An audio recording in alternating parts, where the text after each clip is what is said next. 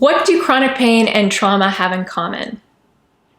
In this video, we explore how chronic pain, as well as trauma, affects our brain and our nervous systems. I'm Carolyn Zeff, and I'm an athletic therapist and osteopathic manual practitioner. I believe that by changing your story, you can change your pain.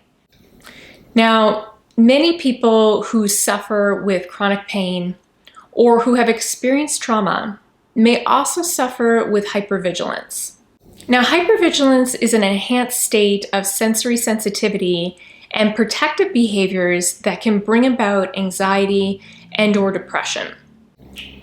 Now, our nervous system is continually reading messages from inside and outside our physical body.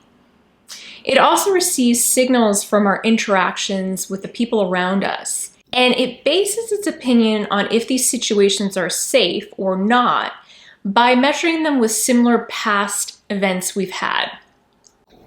Now, this entire process works below our conscious awareness in our subconsciousness. So what is trauma? Trauma is a highly energetic response to an event. If the energy is not discharged from the event, the excess will compress or lock itself into the tissues of our body and can show up in our everyday lives as triggering or harsh survival responses that dysregulate our nervous system and can predispose us to developing chronic pain. Now, there are two types of traumas you should be aware of: big T traumas and small t traumas.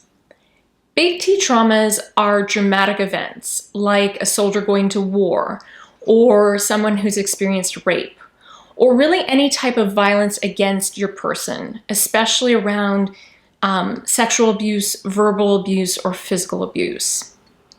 Now, small t trauma can be quite elusive, but I'm going to go on a limb here and say if you're human, then you've most likely experienced a small t trauma at one time or another. Now, small t traumas may look like a non-life-threatening injury like rolling your ankle, or a loss of job, or financial challenges, or divorce and relationship hardships. Hey, sometimes when I watch the news, I swear I feel like I've been small t traumatized.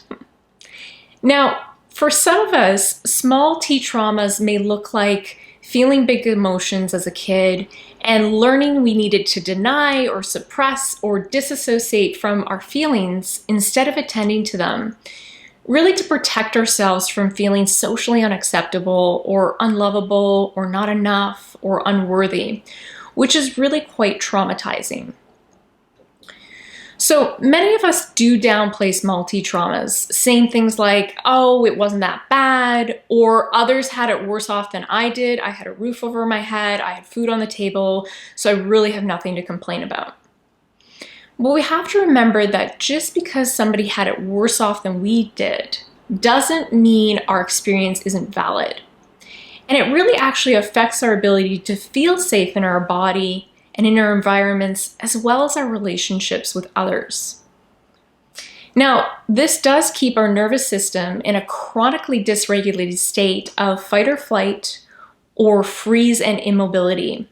And this can create a lot of tension in our muscles, neural inflammation in our body, maybe poor digestion, as well as chronic pain.